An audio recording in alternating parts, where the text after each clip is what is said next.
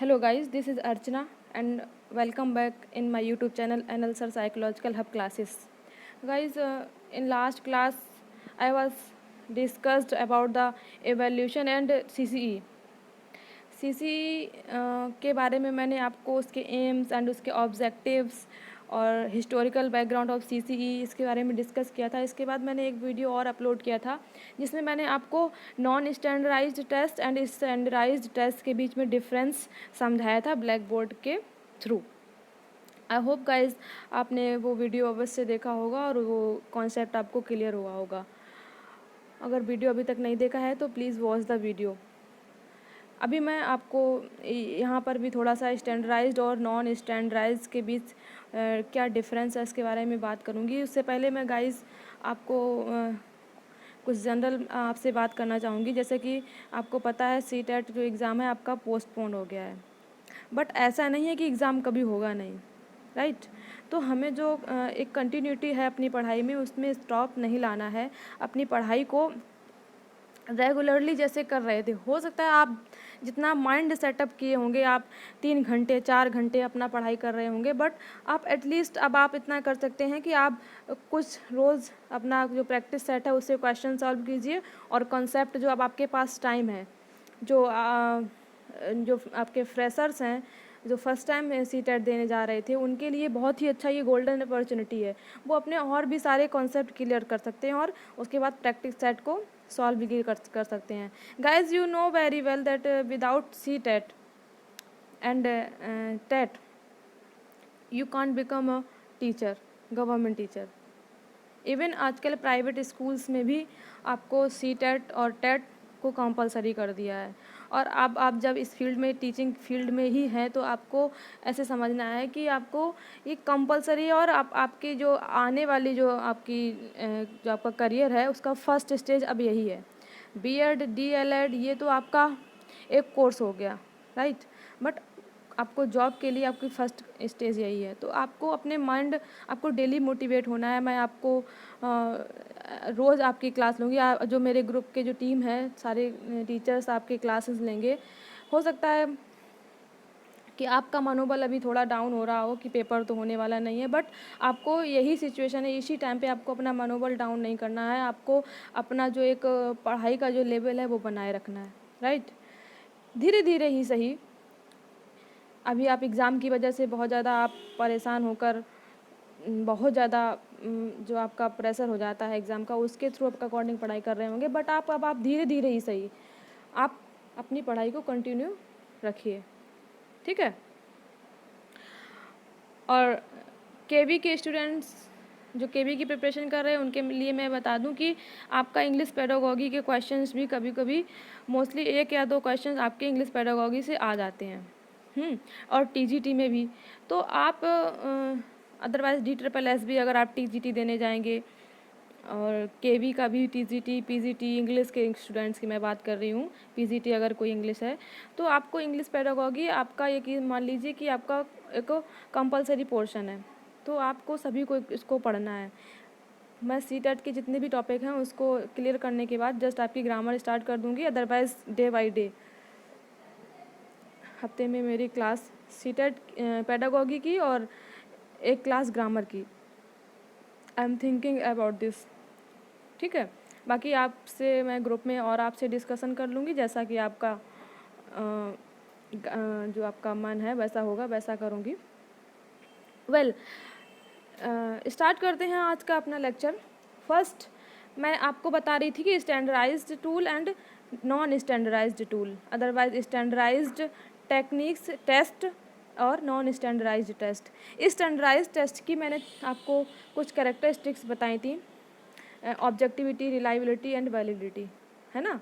उसके बारे में मैंने आपको अच्छे से समझाया था। आप अगर किसी को अभी भी वो कॉन्सेप्ट क्लियर नहीं हुए हैं तो आप मेरा जो पिछला वीडियो है उसको देख के कॉन्सेप्ट क्लियर कर सकते हैं। तो जब टेस्ट की रिलायबिलिटी रिलायबल होता है, वैलिड होता है और उसकी ऑब्जेक्टिविटी होती है, हाई लेवल की होती है, तब वो टेस्ट जो होता है वो स्टैंडर्डाइज्ड टेस्ट कहा जाता है, ठीक है। और ये एक्सपर्ट के द्वारा बनाए जाते हैं और इन जो स्टैंडर्डाइज्ड टूल होते हैं वो मोस्टली आपके रिसर्च के फील्ड में यूज़ होते हैं, अगर आप कोई बहुत ही बड़े लेवल पर आप कोई रिसर्च करने जा रहे हैं। लेकिन नॉन स्टैंडर्डाइज्ड टेस्ट जो होते हैं वो टीचर मेड टेस्ट होते हैं, जो आपके जो जनरली आपके स्कूल में जो आपके टीचर्स के द्वारा आपका एग्जामिनेशन, जो आपके असेसमेंट होते हैं, मंथली आपके टेस्ट होते हैं, आपके एनुअल एग्ज़ाम होते हैं, ये टेस्ट अदरवाइज़ आपके जो एग्ज़ाम होते हैं स्टेट लेवल पर, कोई आपका कंपटीशन का जो आपके जो टेस्ट होते हैं, ये सारे नॉन स्टैंडर्डाइज्ड टेस्ट होते हैं, क्योंकि इनका पर्पस सिर्फ और सिर्फ बच्चे की जो होता है जो पीरियोडिकली अचीवमेंट को मापना होता है, ठीक है। और स्टैंडर्डाइज्ड टूल जो होते हैं वो आपके एक जो टाइम लिमिट होता है उसके अकॉर्डिंग नहीं बनते हैं। वो तो अगर आपका अचीवमेंट, मान लीजिए आपकी पर्सनालिटी में एटीट्यूड का कोई आपका टेस्ट बन गया, तो आप वो हमेशा कभी भी 10 साल बाद भी उसका यूज़ कर सकते हैं, और उसकी रिलायबिलिटी वैलिडिटी को चेक करके उसका यूज़ कर सकते हैं। लेकिन आपके जो टीचर में टेस्ट होते हैं, नॉन स्टैंडर्डाइज्ड आपके टेस्ट होते हैं, ये आपके पीरियोडिकली चेंज होते रहते हैं। क्यों? क्योंकि इनका पर्पज़ होता है पीरियोडिकली बच्चे का ग्रोथ है और जो डेवलपमेंट है, अचीवमेंट में, वो मेज़र करना। तो अगर वही जो आज के 3 महीने पहले यूज़ किया था, अगर उसका ही यूज़ 3 महीने बाद करेंगे, अदरवाइज 6 मंथ के बाद करेंगे, तो यू नो वेरी वेल आप उससे जो उसका जो रियल असेसमेंट है उस टाइम का, पिछले 3 महीने का, वो अच्छे से नहीं हो पाएगा। इसलिए नॉन स्टैंडर्डाइज्ड जो टेस्ट होते हैं वो टीचर मेड टेस्ट होते हैं, और ये समय समय पर बनाए जाते हैं, ठीक है। आई होप गाइज आपको स्टैंडर्डाइज और नॉन स्टैंडर्डाइज के बीच डिफरेंस समझ में आया होगा। अब चलिए बात करते हैं हम टेस्ट की, जो आपके मोस्टली स्कूल्स में यूज़ किए जा रहे हैं आजकल, जो टेक्निक्स हैं आपकी डिफरेंट उनके बारे में बात करते हैं। उसमें आपका जो फर्स्ट है guys, that is portfolio. Portfolio की अगर बात करें गाइज, तो पोर्टफोलियो आपका जो है, A student's portfolio is a collection of academic work and other form of educational assembled for the purpose of evaluating coursework, quality, learning progress and academic achievement, and determining whether students have met learning standards or other academic requirements for course and grade level. Guys, आपको दो चीज़ बहुत ही ज़्यादा I observe many time, आपको anecdotal records, cumulative records and portfolio में बहुत ही ज़्यादा आपको confusion होता होगा, मे बी कुछ स्टूडेंट्स के साथ जिनके कॉन्सेप्ट क्लियर हैं, दैट्स गुड। लेकिन कुछ स्टूडेंट्स ऐसे होंगे जिनको आपको ये सारे कॉन्सेप्ट में परेशानी होती होगी। पोर्टफोलियो मैं आपको बता दूं, इसके लिए हमेशा जो आपका, पहले तो मैं इसमें जो लिखा उसका उसके बारे में आपको समझा दूं कि जो आपके एकेडमिक वर्क होते हैं उन सब का कलेक्शन होता है। आपने अगर किसी एक्टिविटी में पार्टिसिपेट किया और उससे रिलेटेड आपकी कोई पिक्चर्स होंगी, उससे रिलेटेड आपका कोई रिकॉर्ड होगा, आपका परफॉर्मेंस, आपने जो भी एकेडमिक आपने जितने भी आपने वर्क की हैं, अदरवाइज़ आपका, और ये होते हैं क्यों हैं, for the purpose of evaluating course work, quality, learning process and academic achievement and determining whether student have met learning standards और other academic requirements for the course grade level. ये होते किस लिए, इसका पर्पस क्या होता है? इनका पर्पस जो होता है वो आपकी जो कोर्स वर्क की जो क्वालिटी है उसमें आपका इन्हेंस हो रहा है, उनमें जो उसमें बढ़ोतरी हो रही है कि नहीं हो रही है, और आपकी जो लर्निंग में प्रोग्रेस हो रही है अथवा नहीं हो रही है, और एकेडमिक अचीवमेंट, आपका जो अचीवमेंट का लेवल है वो दिन पे दिन हाई हो रहा है कि नहीं हो रहा है, ठीक है। तो बेसिकली अगर हम पोर्टफोलियो की बात करें, पोर्टफोलियो के लिए आपको एक कुछ वर्डिंग्स जो है उस पर अगर आप ध्यान देंगे, उससे जब क्वेश्चन आएगा पोर्टफोलियो से रिलेटेड, तो अगर उन वर्डिंग्स पर ध्यान देंगे, क्वेश्चन की वर्डिंग्स पर ध्यान देंगे, तो आप समझ जाएंगे ये पोर्टफोलियो से रिलेटेड क्वेश्चन है। पोर्टफोलियो के लिए हमेशा या तो पिक्चर्स, कलेक्शन ऑफ पिक्चर्स, या फिर कलेक्शन ऑफ जो आपका, जैसे कहते अगर हिंदी में होगा तो सामग्री का कलेक्शन है ना, कुछ सामग्री का कलेक्शन, ऐसा वर्ड का यूज़ हो सकता है, लिफाफा, अदरवाइज फाइल, फोल्डर। मतलब पोर्टफोलियो जो होता है वो कोई एक रिकॉर्ड नहीं होता है एक्चुअली, मतलब कोई एक डॉक्यूमेंट नहीं होता है जो पोर्टफोलियो है।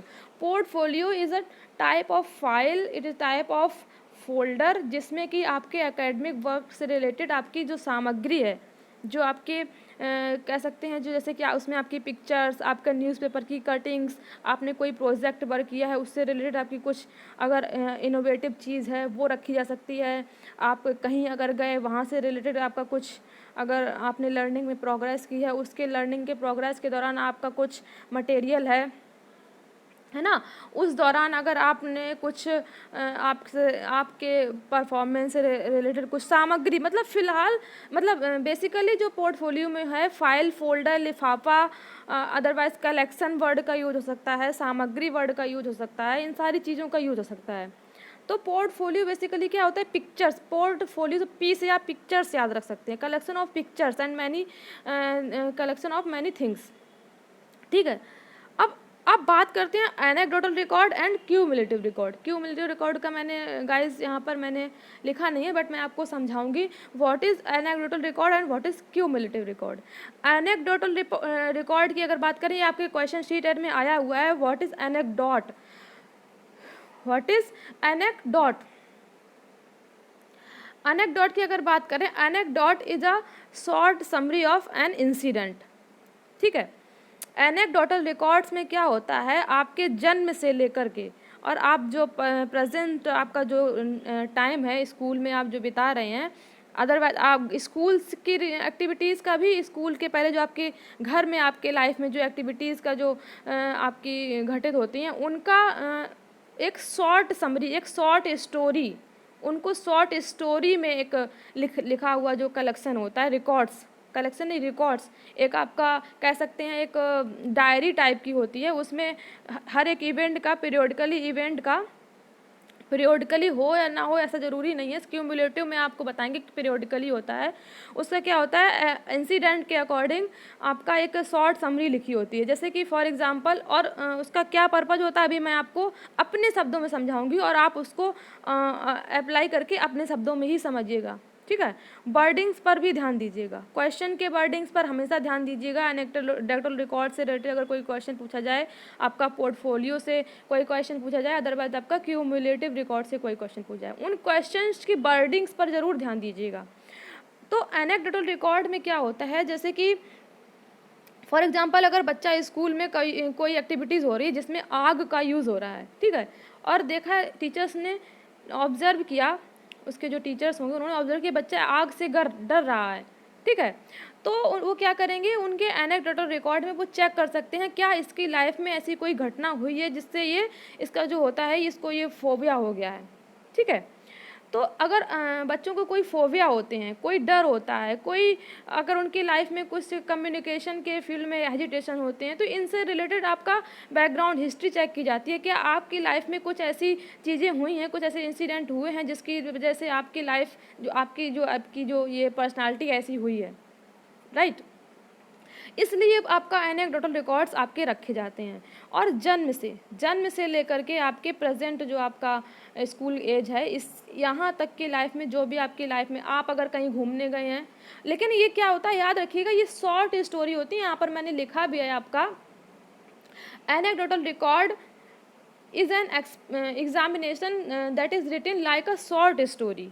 ठीक है, आप एनेक्डोटल रिकॉर्ड्स होते हैं बच्चों से लिखवाए जा सकते हैं एक एग्जामिनेशन के रूप में, अदरवाइज टीचर्स भी लिख सकते हैं एक शॉर्ट स्टोरी फॉर्म में। आप जैसे कि आपका एक्सकर्सन जो सरस्वती यात्रा होती है जिसको स्कूल टूर भी बोलते हैं, पिकनिक भी बोलते हैं, अगर आप कोई टूर पर गए, आप मान लीजिए आगरा गए या फिर आप महाराष्ट्र गए, आप वहाँ से आप लौट कर आए, आपकी जितनी भी आपकी मेमोरी हैं आप उनका एक शॉर्ट स्टोरी टाइप में, वहाँ पर आपने क्या देखा, क्या इस टाइप का आप अपने शब्दों में वो शॉर्ट स्टोरी जो आपका रिकॉर्ड रखा जाएगा।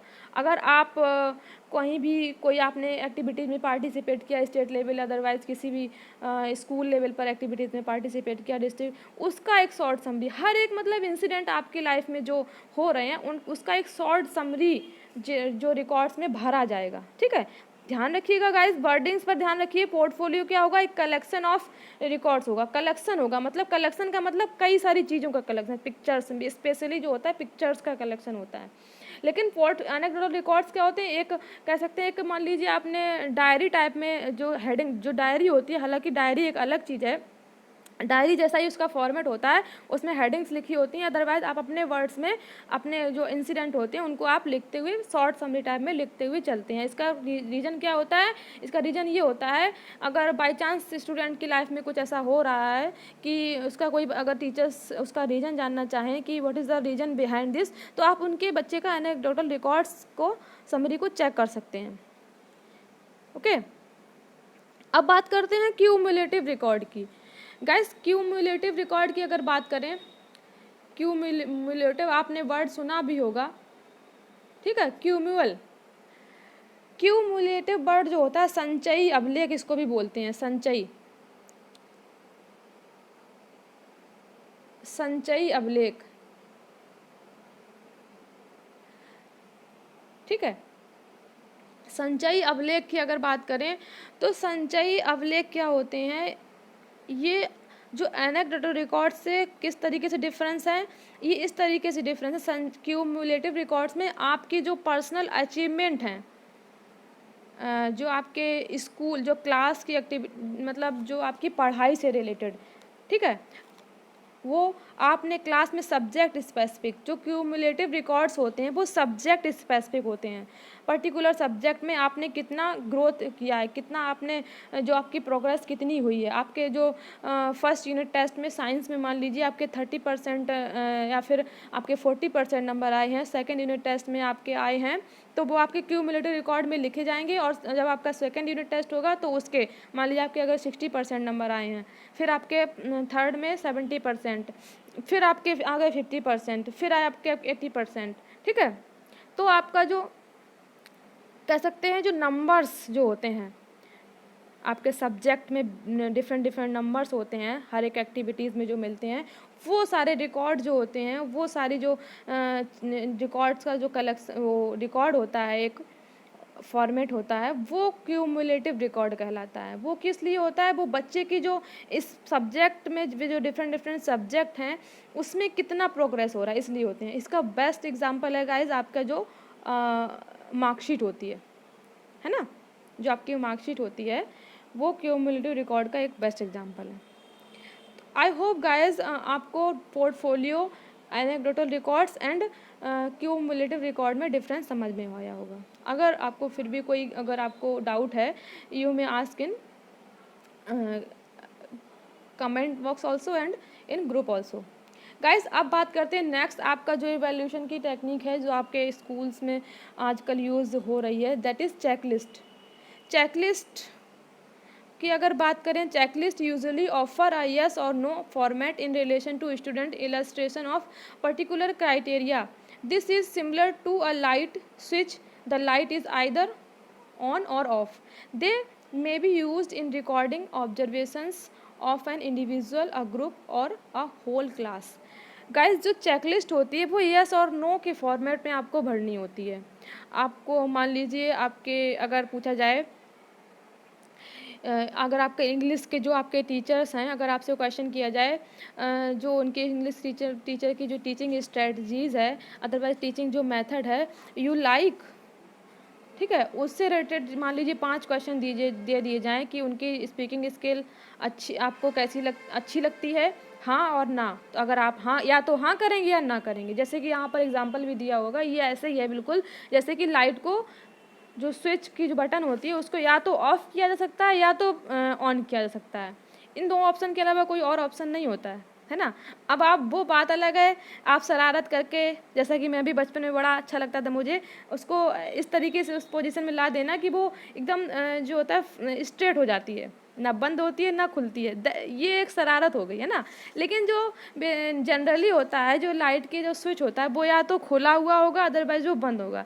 सेम यही चेकलिस्ट में होता है, अगर आप या तो यस कीजिए अदरवाइज नो कीजिए, है ना।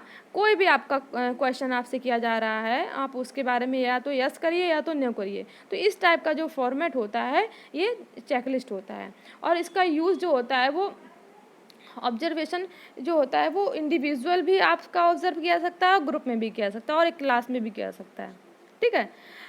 जैसे कि आप कभी कभी आपने देखा होगा चेकलिस्ट आप मान लीजिए कि मॉल्स में गए, इस टाइप के जो फॉर्मेट आपने अगर स्कूल से बाहर की बात करें तो मॉल्स में जब आप जाते हैं, मॉल में आपको लास्ट में हो सकता है आपको कभी कभी कोई फॉर्मेट दे दिया जाए, आपको यहाँ की जो मान लीजिए जो सिटिंग स्टाइल है रेस्टोरेंट की वो अच्छी लगी तो आप या तो हाँ करेंगे या ना करेंगे। आपको यहाँ का जो आपका लाइटिंग्स है अच्छी लगी, हाँ या ना, है ना। तो इस टाइप का आपने फॉर्मेट देखा होगा। तो ये जो फॉर्मेट होता है ये चेकलिस्ट कहलाता है।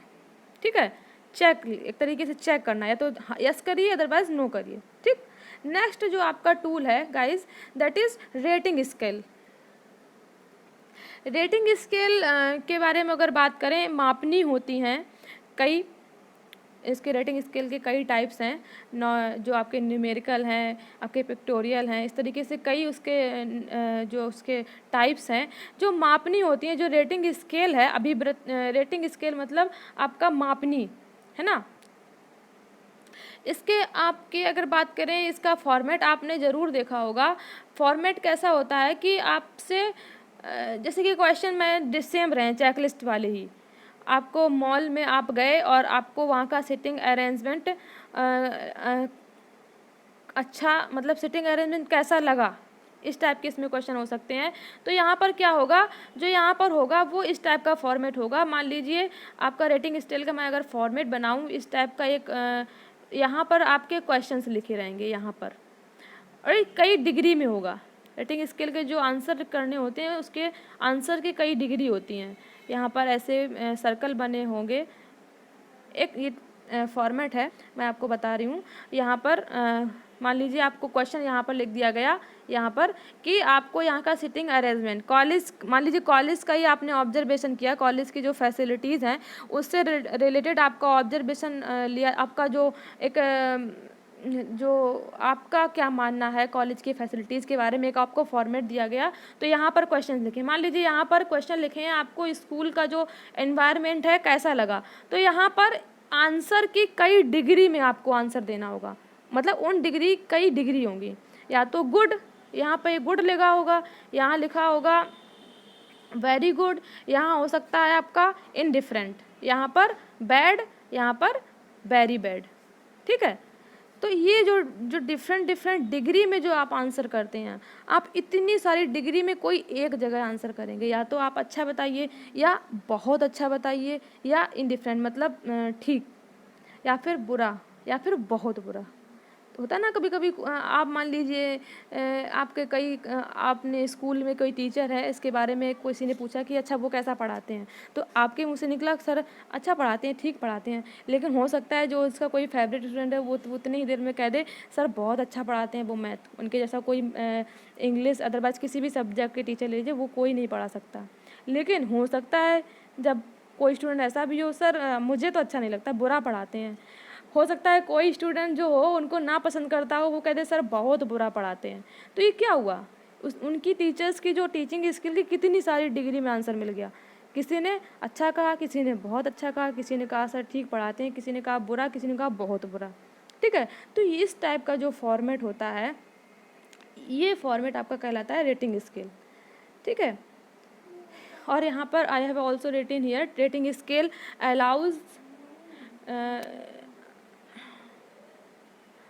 allows to show the degree और frequency of the behaviors। आपका जो एग्ज़ाम्स में क्वेश्चंस आ सकते हैं रेटिंग स्केल से, एज इट इज़ आपकी ऐसी लाइन लिखी हो सकती है। क्या हो सकता है, to show the degree of frequency of the behaviour the tool is used. आपके हो सकता है चेकलिस्ट भी लिखी हो, रेटिंग स्केल भी लिखा हो, आपका पोर्टफोलियो, एनेक्डोटल रिकॉर्ड। तो आपका जब डिग्री या फ्रिक्वेंसी की बात करें किसी भी बिहेवियर की, किसी भी आंसर जो आपका जो आपके एट्रीब्यूट होते हैं, जो आपके वेरिएबल होते हैं, उनसे रिलेटेड उन वेरिएबल की जब डिग्री की या फ्रिक्वेंसी की बात करें, कई सारी फ्रिक्वेंसी में उनको आंसर देना हो, अच्छा, बहुत बुरा, बुरा, है ना, इनडिफरेंट। तो ये जो फॉर्मेट होता है ये रेटिंग स्केल कहलाता है। इसमें आपको क्या करना, रेटिंग करनी पड़ती है, स्टार। अभी आप मोबाइल में आप देख लीजिए कोई भी ऐप अगर आप डाउनलोड करेंगे, ऐप डाउनलोड करने के बाद आपको उसकी रेटिंग करनी होती है। या तो आप 2 स्टार में उसको करके सबमिट कर देते हैं, कोई 3 स्टार, कोई 3 स्टार, कोई 5 स्टार पूरा कर देता है, जिसको जैसी उसकी जो फैसिलिटी, उसको जैसी जिसकी पसंद आती है। तो ये जो तरीका होता है, ये रेटिंग स्केल का है। अब रेटिंग स्केल जो मापनी होती है, इसके भी कई टाइप होते हैं। एटीट्यूड स्केल होती है, एप्टीट्यूड स्केल होती है, आपकी कई जो आपके वेरिएबल होते हैं, सब वेरिएबल को मेजरमेंट करने के लिए डिफरेंट आपकी जो होती है रेटिंग स्केल बनाई जाती हैं। ठीक है गाइज। नेक्स्ट जो आपकी टेक्निक है, मतलब जो आपका नेक्स्ट आपका एवोल्यूशन के फील्ड में जो यूज़ किया जाता है, दैट इज़ असाइनमेंट। इवोल्यूशन करने के लिए असाइनमेंट का भी यूज़ होता है। और आई नो वेरी वेल कि आप लोग असाइनमेंट वर्ड से तो भली भांति परिचित होंगे, चाहे वो बीएड के स्टूडेंट हो, चाहे वो डीएलएड के स्टूडेंट हो, है ना। आपने असाइनमेंट के नाम से आप जो होता है स्कूल जो एज होती है, असाइनमेंट का नाम सुनते ही आप थोड़ा सा आप अंडर स्ट्रेस आ जाते हैं। और किसी किसी को बहुत ही ज़्यादा पसंद भी होते हैं असाइनमेंट करना, है ना। और कोई बहुत ही ज़्यादा इनको सिंसियरली करता है और कोई ऐसे ही, है ना। सबका अपना अपना तरीका होता है। तो असाइनमेंट बेसिकली होते क्या है? Assignment are a type of refinement to a variable. It is a task given to students by their teachers to be completed out of class time. ठीक है। क्लास के बाहर के जो आपके, जैसे कि आपके क्लास में आपको कोई टॉपिक पढ़ाया गया, कोई उससे रिलेटेड आपको असाइनमेंट दिए जाते हैं। आपको इस पर्टिकुलर टॉपिक को लेकर आपको असाइनमेंट अपना करना है, राइट। तो असाइनमेंट जो होते हैं वो आपको पीरियोडिकली, अदरवाइज आपके जो होते हैं कोई भी एक्टिविटी से रिलेटेड, कुछ भी किसी से भी रिलेटेड आपको असाइनमेंट दिए जा सकते हैं। नेक्स्ट हम गाइस बात करते हैं ऑब्जर्वेशन की। ऑब्जर्वेशन जो होता है, इसकी हिंदी आपको निरीक्षण, परीक्षण, है ना। जो ऑब्जर्वेशन होता है, ऑब्जर्वेशन बेसिकली क्या होता है? In observation information about a child's collected in a natural setting in and outside the classes with the help of observation. Observation guys क्या होता है? ऑब्जर्वेशन किसी भी बच्चे की एक्टिविटीज़ का नेचुरल सेटिंग में जब हम उसको व्यवहार का परीक्षण करते हैं, व्यवहार को देखते हैं, ये कैसा बिहेवियर करता है इस किसी पर्टिकुलर सिचुएशन में या फिर किसी नेचुरल सिचुएशन में, है ना। जैसे कि हम अगर इसका एग्जांपल, आपने क्लास में आपने कोई अंताक्षरी करवाई, इंग्लिश के जो वोकैबुलरी है उसकी एक्टिविटीज़ की वोकैबुलरी की आपने एक एक्टिविटी रखी, अंताक्षरी आपने करवाई। अब आप क्या करेंगे? आप एक पैसिव लिसनर की तरीके, पैसिव जो आपका जो स्पीकर की तरीके से आप ऑब्जर्वर बन के, अभी मैं आपको जब उसके टाइप बताऊंगी तब मैं बताऊंगी कि आप हिडन तरीके से भी और सामने पार्टिसिपेटेड और नॉन पार्टिसिपेटेड तरीके से उसका ऑब्जर्वेशन कर सकते हैं। तो आप क्या करेंगे? आप एक साइड बैठ जाएंगे, आप कहेंगे चलिए स्टार्ट कीजिए, आप जज करेंगे। बच्चे क्या करेंगे? वोकैबुलरी से रिलेटेड जितने भी आपके वो एक्टिविटीज होगी, ए से कोई शुरू करेगा, तो इस टाइम बच्चे जो टीचर्स क्या करेंगे? ऑब्जर्वेशन करेंगे। नेचुरल सेटिंग होगी ना, इसमें बच्चे अपनी अपनी जो उनकी जो IQ लेवल के अकॉर्डिंग जो उनकी स्किल होगी इंग्लिश स्पीकिंग, इंग्लिश जो आपकी वोकैबुलरी में, वो अपनी स्किल्स को ज़रूर दिखाने की कोशिश करेंगे, है ना। कोई भी जैसे मैं अंताक्षरी इंग्लिश में बहुत ही ज़्यादा खेलती थी, मुझे बहुत ही ज़्यादा पसंद थी इंग्लिश के जो वर्डिंग्स होते हैं, जो वोकैबुलरी पर अंताक्षरी खेलना। तो क्या होता था कि टीचर्स क्या करते हैं? ऑब्जर्व करते हैं और ये देखते हैं कि कौन से बच्चे की जो वोकैबुलरी है वो बहुत ही ज़्यादा एनरिच। इससे क्या होता है कि बच्चे की जो इंग्लिश लैंग्वेज की अगर बात करें तो वो उससे पता चलता है कि आपकी वोकैबुलरी की जो स्टोरेज है कितना है।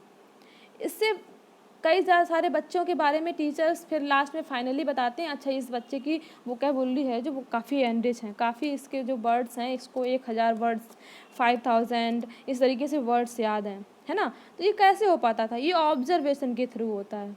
अब हम बात करें ऑब्जर्वेशन के टाइप्स, तो आपके ऑब्जर्वेशन के 2 टाइप्स कई होते हैं, उसमें से एक के आधार पर मैं बता रही हूँ, participated, non participated.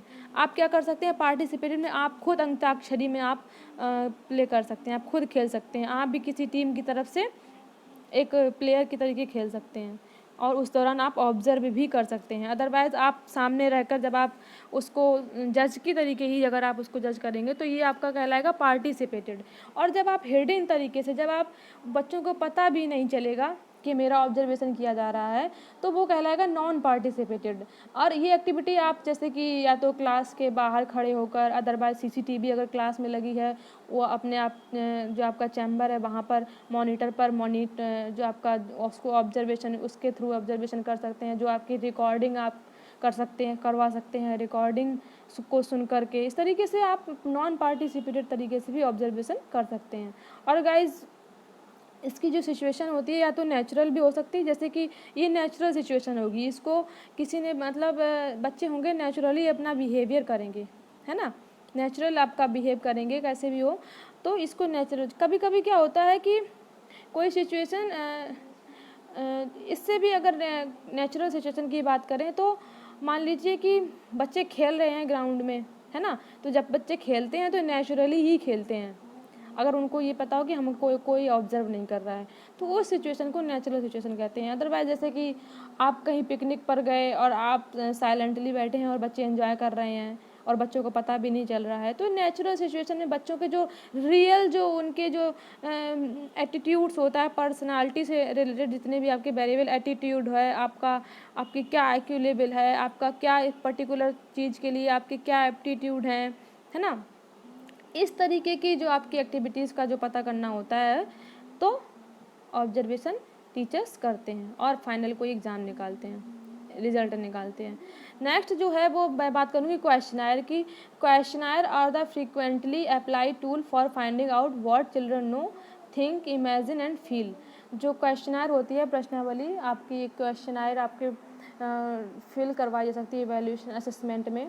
Guys questionnaire सिर्फ सब्जेक्ट स्पेसिफिक ही नहीं होती हैं, आपके पर्सनालिटी को चेक करने के लिए भी क्वेश्चनायर आपकी फिल करवाई जाती हैं, है ना। आपके जितने भी पर्सनालिटी से रिलेटेड आपके वेरिएबल हैं, एटीट्यूड्स, एप्टीट्यूड, आपकी इंटरेस्ट, आपकी में क्या इंडिविजुअल डिफरेंसेस हैं, इन सारी जो आपके वेरिएबल हैं इनको भी मेजरमेंट करने के लिए, असेसमेंट करने के लिए आपसे क्वेश्चनायर को फिल करवाया जाता है। इसमें क्या होता है, कई क्वेश्चंस होते हैं, आप में उनमें से कोई एक ऑप्शन का आंसर उनमें से आपको देना होता है। क्वेश्चनायर के भी कई टाइप्स होते हैं, जैसे कि short answer type question, long answer type question और very short answer type question, objective type question, है ना। इसके अलावा आपके ओपन एंडेड क्वेश्चन एक क्वेश्चनायर है, जिसमें क्या होता है, कोई क्वेश्चन दे दिया जाता है और उसका आंसर ओपन एंडेड, मतलब किसका कहीं कोई एंड ही ना हो, है ना, ओपन एंड, कभी भी ऐसा स्पेसिफिकली उनसे करवाया था जो क्रिएटिव, जब किसी बच्चे की क्रिएटिविटी को चेक करना हो, है ना, इनोवेटिव कुछ चेक करना हो, तो ओपन एंडेड क्वेश्चनायर, मतलब किसी एक पॉइंट पर आके उसको एंड करना हो। तो इस तरीके से जब आपकी होती हैं क्वेश्चनायर के भी कई टाइप्स होते हैं, शॉर्ट आंसर आप type questionnaire, objective type questionnaire, long answer type questionnaire, ठीक है, तो ये क्वेश्चनायर होती है।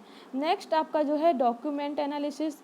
Document analysis is a type of qualitative research in which documents are appraised by the analyst to evaluate an estimation theme. Guys, document analysis की अगर बात करें तो document analysis जैसे कि कभी कभी क्या होता है, आप ज़रूरी नहीं है किसी बच्चे से क्वेश्चनायर, अदरवाइज चेकलिस्ट या फिर आप जो डिफरेंट टेक्निक्स का यूज़ कर रहे हैं, आपके पास कोई रिकॉर्ड भी नहीं है, पोर्टफोलियो से ना आपके पास कोई फाइल है, ना एनोटेटेड रिकॉर्ड है, तो अब आप उस बच्चे के बारे में अगर जानना चाहेंगे तो कैसे जानेंगे। अदरवाइज़ बच्चा जब एडमिशन लेता है तो उसके बारे में जानना है, उससे रिलेटेड आपके पास कोई रिकॉर्ड नहीं, बच्चे का अगर बैकग्राउंड जानना है आपको विद इन 1 वीक में, आपको नहीं आप जान पा रहे उसका पिछला बैकग्राउंड कैसा रहा, या फिर आप आगे क्या करना चाहते हो, आपको विद इन 1 वीक, तो क्या करोगे आप, तो बच्चों से अपना इंट्रो और अपना क्या उनका सोचना है अपनी लाइफ के बारे में, उनके क्या गोल हैं, क्या उनके ऑब्जेक्टिव हैं, इन सब के बारे में आप एक शॉर्ट स्टोरी टाइप की उनसे लिखवा सकते हो। फिर क्या करेंगे, टीचर्स जो एनालिस्ट होते हैं वो एज ए टीचर्स जो होते हैं एज ए एनालिस्ट का काम करते हैं, वो टीचर्स क्या करते हैं, फिर उस डॉक्यूमेंट का एनालिसिस करते हैं और फाइनली बच्चे के बारे में एक एटीट्यूड डेवलप हो जाता है कि जो बच्चा है वो इस टाइप का एटीट्यूड रखता है ना। अगर मैं बात करूं तो when I was pursuing MEd, तो मेरे एक सर थे जिनका मैं नाम नहीं लूँगी, मेरे वो बहुत ही ज़्यादा फेवरेट टीचर थे और अभी भी हैं, उनसे अभी भी बात होती है। वो उनका क्या एक फंडा था कि जब आपका सेशन स्टार्ट होता था, जो न्यू स्टूडेंट होते थे वो इस फर्स्ट या अदरवाइज सेकेंड या थर्ड क्लास में अपने बारे में कहते थे, एक टॉपिक देते थे, अपने बारे में लिखो डॉट डॉट डॉट डॉट, अपने बारे में डॉट डॉट डॉट डॉट, इस टाइप का कुछ एक देते थे। तो क्या करना होता था, उस अपने बारे में कितना कौन लिख सकता है इसके बारे में हम लोग पूरा लिख के देते थे, और वो उनका फिर डॉक्यूमेंट एनालिसिस इतने अच्छे से करते थे गाइस, पर्टिकुलर बच्चे के बारे में वो बहुत ही अच्छे से आके क्लास में without taking any students name, किसी भी बच्चे का वो नाम नहीं लेते थे। वो बच्चा खुद ही ऑटोमेटिकली जान जाता था मेरे बारे में बात हो रही है। उस बच्चे से की लाइफ से रिलेटेड इंसिडेंट अगर बच्चे ने जिक्र किया है उसका, मतलब हर एक चीज़ का वो एनालिसिस करके फिर क्लास में डिस्कस करते थे और बच्चे को इनडायरेक्टली तरीके से गाइड करते थे और जान जाते थे इस बच्चे का जो ड्रीम्स है वो इस टाइप के हैं, इसकी लाइफ में इस तरीके की एक्टिविटीज़ हुई हैं, उनको वो दूर करने की कोशिश करते थे पर्सनली और क्लास में भी। और थ्रू आउट द ईयर फिर वो उस बच्चे को उस तरीके से ट्रीट करते थे, है ना। तो ये एक सिंपल सा एक एग्जांपल है डॉक्यूमेंट एनालिसिस का। बाकी और भी आप जैसे कि कभी कभी आप बच्चों के जो आपकी जो एग्जामिनेशन अगर लिया गया उनकी कॉपी का एनालिसिस कर सकते हैं, उनकी राइटिंग चेक करने के लिए, राइटिंग स्किल को चेक करने के लिए आप कभी कभी उनके जो टेक्स्ट कॉपियाँ होती हैं, है ना, जो उनकी कॉपीज़ होती हैं, कोर्स कॉपी होती हैं जिसमें आप जो आप लिखवाते हैं, असाइनमेंट होते हैं, इन सब का ये क्या है, एक टाइप के डॉक्यूमेंट्स हैं बच्चों के, इनका एनालिसिस कर सकते हैं और बच्चों की जो डिफरेंट जो स्किल्स होती हैं, जो डिफरेंट जो उनमें कह सकते हैं जो क्वालिटीज़ होती हैं उनको ऑब्जर्व कर सकते हैं। वो जो सर थे ना वो राइटिंग लिखने के अकॉर्डिंग भी बच्चों ऐसे जो आपके राइटिंग के आधार पर जो स्टडी की जाती है वो क्या करते हैं, वो राइटिंग को देख लिखा हुआ जो आप लिखते हैं उसके अकॉर्डिंग ये बता देते हैं कि आपकी पर्सनालिटी कैसी है। तो ये सब कैसे पॉसिबल होता है, ये डॉक्यूमेंट एनालिस्ट जितने भी होते हैं वो उनके अंदर ये क्वालिटी डेवलप हो जाती है कि वो बच्चों के डॉक्यूमेंट्स को देखकर एनालिसिस करके उस बच्चों के बारे की पर्सनालिटी के बारे में एक जो होती है वो एक एटीट्यूड बना सकते हैं और उन अगर कोई कमी उस बच्चे में पाएगी उसको दूर करने का प्रयास कर सकते हैं, है ना। तो ये क्या कहलाता है, ये डॉक्यूमेंट ये असेसमेंट का बहुत ही अच्छा एग्जांपल है। ये क्वालिटेटिव रिसर्च के अंतर्गत आता है क्योंकि इसमें क्वालिटेटिव रिसर्च का मतलब है इसमें कोई भी आंकड़ा इकट्ठे नहीं किए जाते हैं, इसमें बस कुछ चीज़ें होती हैं जो निकल के आती हैं, क्वालिटीज़ होती हैं, एटीट्यूड्स होते हैं, वो निकल के आते हैं, इसलिए इसको क्वालिटेटिव रिसर्च भी कहा जाता है। और ये जो बेसिकली जो आपके रिसर्च के फील्ड में यूज़ होता है ना। लेकिन स्कूल में भी आजकल इफ़ेक्टिव तरीके से टीचर्स इसका यूज़ कर रहे हैं। आप भी अगर आप अपना एक इफ़ेक्टिव टीचिंग स्टाइल में अगर आप अडॉप्ट करना चाहते हैं तो इस प्रोसेस को आप इस जो टेक्निक है इसका यूज़ कर सकते हैं, ठीक है, इफ़ेक्टिव लर्निंग के लिए बच्चों की। नेक्स्ट है पीयर असेसमेंट। मैंने आपको जो क्वेश्चनर जो आपको सीट दी थी अभी मैंने उसको सॉल्व नहीं कराया है इंग्लिश पेडागोगी की।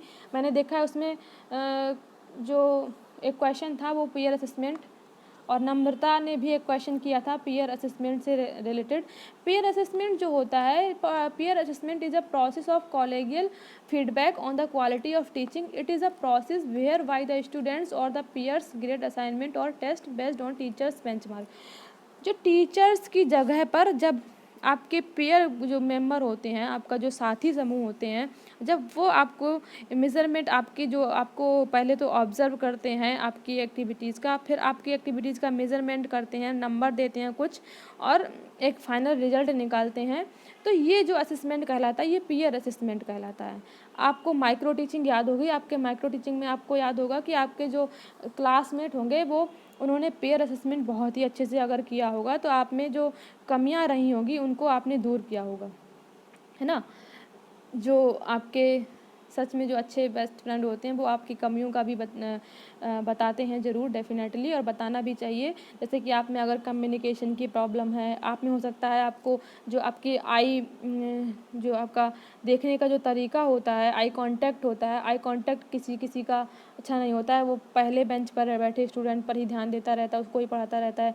तो ये सारी जो आपके अंदर जो डीमेरिट्स होती हैं, इनके बारे में भी बच्चे जो आपके साथी समूह होते हैं इनका ऑब्जर्वेशन करते हैं। तो सेम चीज़ होती है कि टीचर्स के बेंच मार्क, टीचर्स की जगह पर जो आपके पीयर जो साथी समूह होते हैं वो आपकी एक्टिविटीज़ का एवेल्यूएशन करते हैं और आपको असेसमेंट करते हैं और आपका फाइनली आपके बारे में कोई एक रिजल्ट बताते हैं। ठीक है, तो ये एक्टिविटी कहलाती है पीयर असेसमेंट।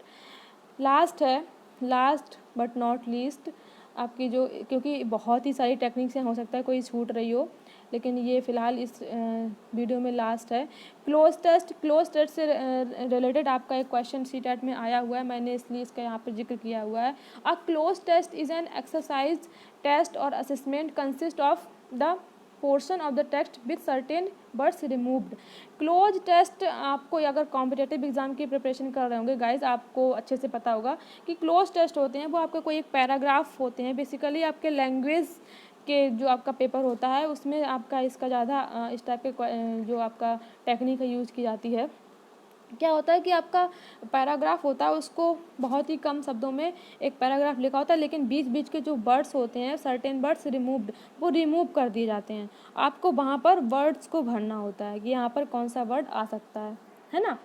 तो इस टाइप का जो फॉर्मेट होता है वो कहलाता है क्लोज टेस्ट। गाइस लास्ट में एक मैं और आपको बता दूँ, वो मैंने यहाँ पर लिखा नहीं है, वो है सोशियोमेट्रिक। सोशियोमेट्रिक क्या है, एक आपका समाज मिति जिसको बोलते हैं। सोशियोमेट्रिक टेक्निक क्या है, to know about the attitudes for your society. जो आपका एक एनवायरनमेंट, जो आपकी छोटी सी सोसाइटी हो, जैसे कि क्लास की बात करें तो आपकी जो साथी हैं, मान लीजिए मैं आपको बताऊं, एग्जांपल के थ्रू बता रही हूँ। सोशियोमेट्रिक एक टेक्निक होती है, इसमें ये पता लगाया जाता है कि बच्चे का जो बच्चा सोशल है कि नहीं, उसके कितने क्लास में फ्रेंड्स हैं और वो कितने स्टूडेंट्स का फ्रेंड है। ऐसा भी कभी कभी होता है कि मान लीजिए कि मैं तो मानती हूँ कि मेरे क्लास में अगर 10 मान लीजिए 20 स्टूडेंट हैं, मैं मान के चलती हूँ मेरे 10 इसमें से बहुत ही अच्छे बेस्ट फ्रेंड हैं, बट ऐसा भी हो सकता है कि वो 10 में से मुझे मात्र 5 ही अपना अच्छा फ्रेंड मानते हो, है ना। तो आपका ये चीज़ आपकी डिसाइड करती है कि आप कितने सोशल हैं और वो बच्चे कितने सोशल हैं। तो ये आपका जानने के लिए आपका सोशल जो डेवलपमेंट है, सोशल डेवलपमेंट को असेसमेंट करने के लिए सोशियोमेट्रिक टेक्निक्स का आजकल यूज़ स्कूलों में बहुत ही ज़्यादा किया जा रहा है। इसको कई तरीक़ों के से मापा जा सकता है। पहला तो है आपका मैट्रिक्स के थ्रू। इसमें क्या होता है, मैट्रिक्स बनी होती है, मैट्रिक्स में आपको जज करना होता है। मतलब मैट्रिक्स का मतलब है 10, मान लीजिए 10 बच्चे मैट्रिक्स के आधार पर खड़े कर दिए जाते हैं, 10 इधर 10 इधर। तो उनसे एक दूसरे के बारे में पूछा, आप इनको पसंद करते हैं। मान लीजिए 10 बच्चे मेरे सामने खड़े हैं, उनमें सबसे पूछा आप इनको पसंद करते हैं, तो उसमें से 5 निकल कर आए कि 5 मुझे पसंद करते हैं। अब उनमें से मुझसे पूछा जाता है आप इनमें से 5 में से किसको पसंद करते, हो सकता है मैं 3 को ही पसंद करती हूँ, ठीक है। और वो आपस में 5 जो हैं वो आपस में कितनों को पसंद करते हैं।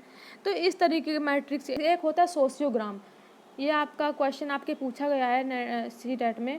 सोशियोग्राम क्या होता है, सोशियोग्राम एक आपका फिगर होता है, मतलब आपका पहले तो ऑब्जर्वेशन किया जाता है कौन किसको पसंद करता है, उसके आधार पर आपने इस टाइप का कुछ कई जगह पर फिगर बना देखा होगा, जो आपका इस एरो बने होते हैं उसमें, है ना।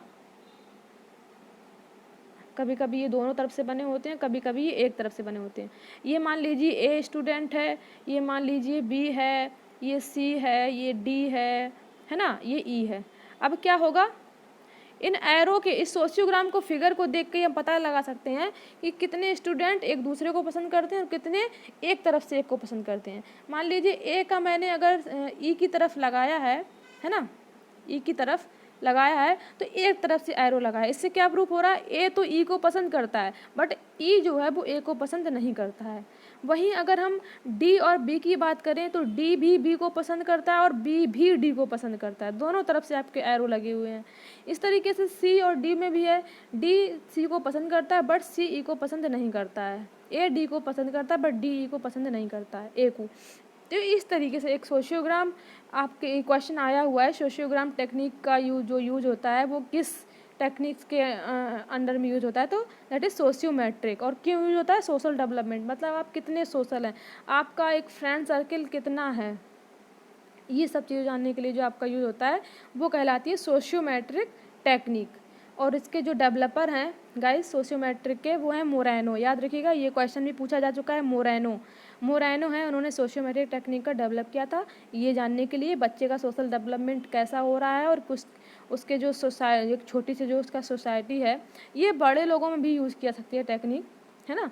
किसी की भी सोशल डेवलपमेंट सोसाइटी जो उसका कितना आपस में उसका दायरा है सोसाइटी में, कितना उसको मानने वाले हैं या वो कितनों को मानने वाला है, ये सब चेक करने के लिए सोशियोमेट्रिक टेक्निक का यूज़ होता है। सो गाइस, ये आपकी जो क्लास थी ये डिफरेंट टेक्निक्स जो है उससे रिलेटेड थी। ये सारे आप कॉन्सेप्ट माइंड में ज़रूर रखिएगा।